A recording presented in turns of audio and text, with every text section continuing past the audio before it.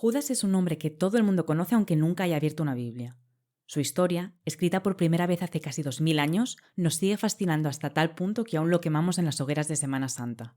Su nombre aparece en libros, en canciones e incluso en el Congreso. Pues yo, señor Rufián, podría hablarle a usted de Judas Iscariote. ¿Sabe quién es Judas Iscariote? Para responder a la pregunta del expresidente y para explicar también por qué este personaje sigue resonando aún hoy, en este vídeo vamos a analizar la cambiante figura de Judas desde su concepción hasta nuestros tiempos. Porque la premisa de la que partimos es que no hay una única versión de Judas. Un ejemplo muy claro de esto a lo que me refiero es la historia sobre su muerte. La Biblia nos ofrece dos versiones completamente distintas. El Evangelio según Mateo dice que, arrepentido de su traición, devolvió las 30 monedas y se colgó de un árbol. El evangelista Lucas, escribiendo en Hechos de los Apóstoles, dice que compró un campo con el dinero de la traición y que cayó en él de cabeza, reventándose y esparciéndose todas sus entrañas. Algunos han intentado reconciliar ambos relatos diciendo que la cuerda se rompió y cayó, pero claro, para caer de cabeza tendría que haberse colgado por los pies. Esta contradicción fascinó durante siglos tanto a teólogos como a numerosos artistas del medievo, que solían mezclar ambas versiones sin mucho dilema, como puedes ver en estos grabados con demonio llevándose el alma de Judas incluido. En realidad, esta diferencia entre las dos versiones de la muerte de Judas es fácil de explicar si entendemos cada relato como una pieza escrita por un autor, con una ideología específica y con un público en mente. Mateo, que escribía para un público judío, se inspiró quizás en el crudo final del traidor del rey David, Agitofel. Algunos autores sugieren que Lucas, escribiendo para un público de origen pagano, se inspiró en el libro de Sabiduría 4:19. Este es un libro incluido en el canon católico, pero no en el protestante ni en el judío. Hay que tener en cuenta, aunque desde el púlpito nos quieran convencer de lo contrario, que estas diferencias son comunes y constantes en los evangelios. Si solo uno de los evangelios, por ejemplo el de Mateo, hubiera llegado hasta nuestros días, la imagen que tendríamos de Judas sería muy diferente a la que tendríamos si solo hubiera sobrevivido la versión de Juan. Lo mismo pasa con la figura de Jesús, por cierto, pero eso es tema para otro vídeo. Por ahora vamos a centrarnos en analizar el personaje de Judas, viendo cómo cada una de nuestras fuentes habla de él de manera individual, sin intentar forzar una configuración única. ¿En qué momento nace el personaje de Judas? Para responder a esta pregunta, vamos a ir al autor más temprano del Nuevo Testamento, que estaba escribiendo unos 20 años del primer Evangelio y unos 20 años después de la muerte de Jesús. En su primera carta a los Corintios, el capítulo 11, los versículos 22 y 23, Pablo hace la única referencia explícita en sus cartas a la última noche de Jesús. Porque yo recibí del Señor la enseñanza que también les he transmitido, que el Señor Jesús, la noche en que fue traicionado, tomó pan, y habiendo dado gracias, lo partió y dijo: tomen, coman, esto es mi cuerpo que por ustedes es partido, hagan esto en memoria de mí. Parece que aquí tenemos la primera mención indirecta a Judas, la narración más antigua que se conserva sobre la última cena, en su forma más básica. Pero hay un problema en este versículo, y es uno de traducción. En griego koiné, el verbo que utiliza Pablo para traicionar es exactamente el mismo que usa al inicio del versículo, cuando les dice a los corintios que les ha transmitido una enseñanza. No tendría sentido decir que les ha traicionado una enseñanza. Esto es porque el verbo que Pablo usa aquí, para didomi, quiere decir sencillamente entregar. Y no es solo cosa de este contexto. No hay ningún ejemplo en toda la literatura griega en que este verbo signifique traicionar fuera de la historia de Judas. Así que para Pablo, Jesús no fue traicionado aquella noche, fue en realidad entregado. Y Pablo creía que quien había entregado a Jesús no había sido ni Judas ni ningún otro ser humano, sino que, como dice en Romanos 8:32, fue Dios quien lo entregó por todos nosotros. Por desgracia, no hay ninguna referencia a Judas en Pablo. Como los evangelios aún no se habían escrito en su época, ni siquiera sabemos si conocía la historia o no. Pero en algún momento del primer siglo, no sabemos exactamente cuándo, la historia de Judas empezó a tomar forma y fuerza. Vamos a empezar nuestra exploración de Judas por el primero de los evangelios que escribió su relato.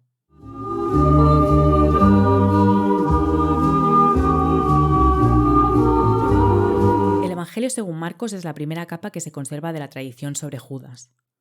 Escrito por lo menos 40 años después de la muerte de Jesús, conserva de manera escrita las primeras historias que circulaban oralmente sobre aquella figura cuya muerte tendría tanta influencia en los milenios venideros.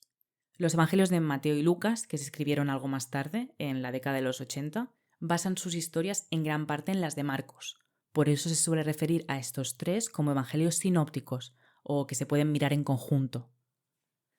Marcos suele escribir sus historias de manera muy esquemática. Esto pasa también con la historia de Judas.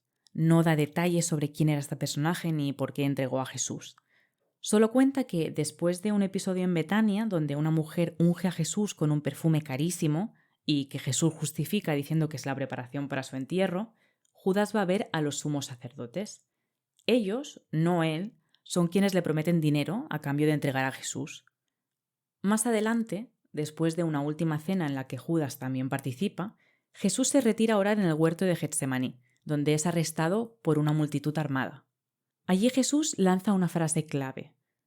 Todos los días estaba enseñando en el templo y no me detuvisteis. Es decir, podrían haberlo arrestado en cualquier momento sin necesidad de un traidor, pero aún así necesitaron a Judas. La pregunta es ¿para qué?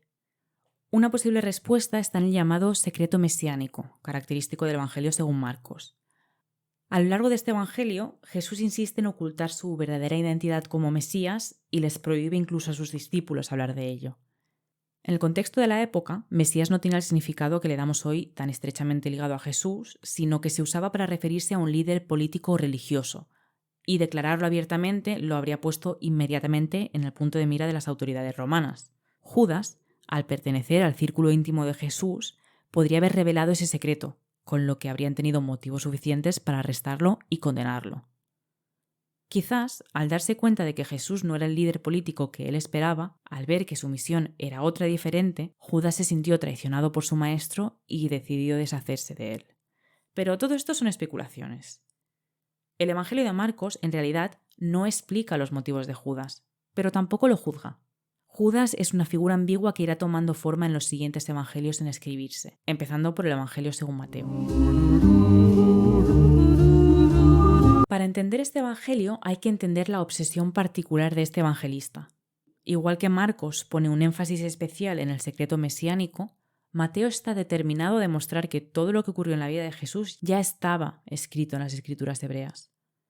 Hasta 11 veces repite que cierto evento ocurrió para que se cumpliera la escritura, como si intentara forzar cada detalle del relato a encajar con una profecía del pasado. Y Judas no es una excepción. Su traición ya estaba predicha y era necesaria para que se cumpliera la escritura. En esta ocasión, la conversación de Judas con los sumos sacerdotes es algo diferente. A diferencia de lo que nos contaba Marcos, es Judas quien pregunta cuál será su compensación. Aquí es cuando los sacerdotes le ofrecen las famosas 30 monedas de plata. Mateo es de hecho el único evangelio en el que aparece esta cantidad, y este precio también se toma como una referencia bíblica. Tanto en el libro de Zacarías como en el Éxodo aparece como algo de poco valor, el precio que se paga por un esclavo muerto.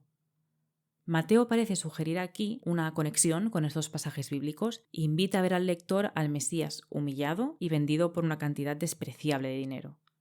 Por otro lado, el Evangelio de Mateo hace especial hincapié en varias ocasiones en las enseñanzas de Jesús contra las riquezas materiales. Aunque lo que recibió de los sumos sacerdotes no fuera una gran cantidad, parece que el motivo de Judas fue la codicia, con lo que traicionan no solo a su maestro, sino también los ideales que Jesús representa.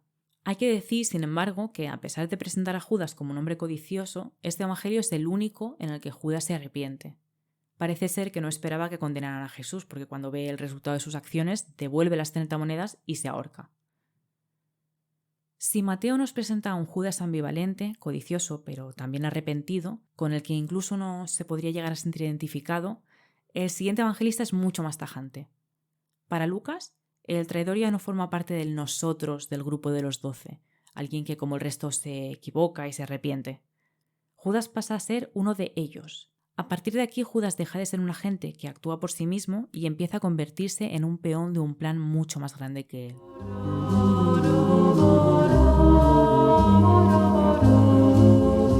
Cuando los evangelistas anteriores a Lucas, Marcos y Mateo, presentan a Judas al principio de sus relatos, apuntan el detalle de que este sería el apóstol que entregaría a Jesús, usando el verbo sin connotaciones negativas que Pablo había usado en sus epístolas.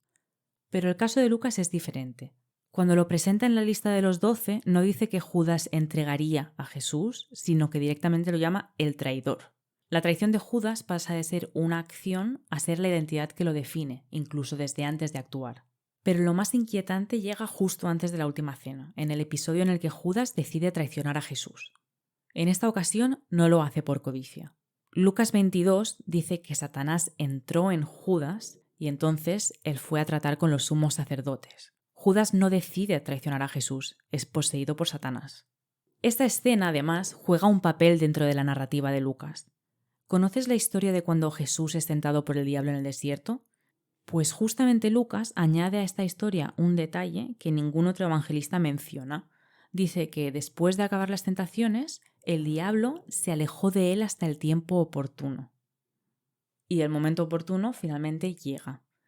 Judas se convierte en un mero instrumento del regreso del adversario, de ese poder maligno que merodeaba desde el principio del relato, esperando su ocasión. Así, Judas se convierte en una pieza necesaria, pero descartable, dentro del relato sagrado.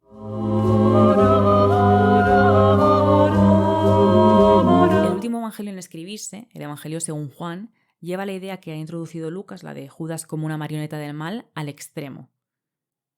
Mucho antes de que la traición ocurra, Jesús les dice algo a los 12 que no aparece en ningún otro evangelio. ¿No los he escogido yo a ustedes, los 12? Y sin embargo, uno de vosotros es un diablo. Juan añade el detalle, por si quedaba alguna duda, de que Jesús se estaba refiriendo a Judas, hijo de un tal Simón Iscariote, quien le iba a entregar. Es igualmente evidente que Juan tiene una pésima opinión de Judas. Lo describe como un ladrón y lo asocia con la codicia, un rasgo que ya circulaba en su leyenda. Aunque en su evangelio no aparece la historia de las 30 monedas, sí insiste en que Judas era avaro y que en su papel de tesorero del grupo se apropiaba en secreto del dinero común. La última cena toma también proporciones mucho más trágicas y grandiosas. Juan consigue transportarnos como ningún otro de los evangelistas a una de las escenas más representadas en el arte occidental. Mientras los 13 están reunidos, Jesús se angustió profundamente y declaró: «Ciertamente os aseguro que uno de vosotros me va a traicionar». Los discípulos se miraban unos a otros sin saber a cuál de ellos se refería. Uno de ellos, el discípulo a quien Jesús amaba, estaba a su lado. Simón Pedro le hizo señas a ese discípulo y le dijo: «Pregúntale a quién se refiere». «Señor, ¿quién es?», preguntó él, reclinándose sobre Jesús. «Aquel a quien yo le dé este pedazo de pan que voy a mojar en el plato», le contestó Jesús. Acto seguido, mojó el pedazo de pan y se lo dio a Judas Iscariote, hijo de Simón. Tan pronto como Judas tomó el pan, Satanás entró en él. «Lo que vas a hacer, hazlo pronto», le dijo Jesús. Ninguno de los que estaban en la mesa entendió por qué le dijo eso Jesús. Como Judas era el encargado del dinero, algunos pensaron que Jesús le estaba diciendo que comprara lo necesario para la fiesta o que le diera algo a los pobres. En cuanto Judas tomó el pan, salió de allí. Ya era de noche. En el Evangelio de Juan, la historia de Judas toma dimensiones cósmicas. Jesús sabe lo que va a pasar desde el principio y parece incluso que apremia a Judas a llevar a cabo su traición. El apóstol maldito está danzando en una coreografía oscura de la que no puede escapar. Si Jesús con su muerte pagó un precio alto por la salvación de la humanidad, Judas es la cara oculta de la moneda. Él es el sacrificio inevitable y necesario para la redención de toda la humanidad. Esta dimensión profundamente trágica de Judas es la que ha seguido fascinando a artistas y escritores durante los 2 últimos milenios. Después de la escritura de los evangelios canónicos, otras historias sobre Judas empezaron a circular. Hay algunas curiosas, como la que se recoge en el Evangelio árabe de la infancia. Este es un texto apócrifo del siglo VI que cuenta la infancia repleta de milagros de Jesús y que, por cierto, contiene algunas historias que más tarde aparecerán en el Corán, como la de Jesús dando vida a pájaros de barro.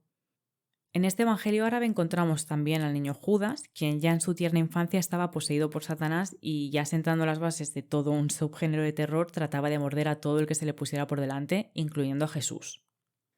Este evangelio quiere demostrar básicamente que Judas estaba marcado desde siempre, al igual que La leyenda dorada, una recopilación de vidas de santos escrita en el siglo XIII y que recoge una biografía fantástica de Judas. Al estilo de la tragedia griega de Edipo, Judas mata a su padre en una pelea sin conocer su parentesco y se casa con su madre, lo que le lleva a unirse en arrepentimiento al círculo íntimo de Jesús. Pero una de las historias más interesantes sobre Judas estuvo escondida durante casi 2000 años en el desierto. Escrito antes del año 180, pero sin publicar hasta el año 2006, el Evangelio de Judas muestra a un apóstol muy diferente del que conocemos. Igual que en las otras narraciones, Judas entrega a Jesús. La diferencia es que Jesús no solo es consciente de que lo hará, sino que le alaba por ello. Le dice: tú los superarás a todos ellos. Tú sacrificarás el cuerpo en el que yo habito. En este evangelio gnóstico, Judas es el único de los seguidores de Jesús que realmente lo comprende. Sabe que la misión de Jesús necesita invariablemente de un Judas que lo libere de las cadenas de la materia. Esta versión de la pasión de Jesús convierte al traidor en el discípulo perfecto, el más fiel y el más valiente. Y algo parecido recoge el escritor Borges en su cuento Tres versiones de Judas, aquí ya bien entrado el siglo XX. Allí imagina un teólogo ficticio que, tras revisar una y otra vez las escrituras, llega a una conclusión terrible. Dios se hizo hombre, pero eligió ser Judas, no Jesús. Eligió el oprobio absoluto, la infamia sin consuelo, porque sólo así, desde el lugar más bajo, podía redimirlo todo. Un escándalo teológico, desde luego, pero también una manera de redimir al personaje más oscuro de la literatura universal.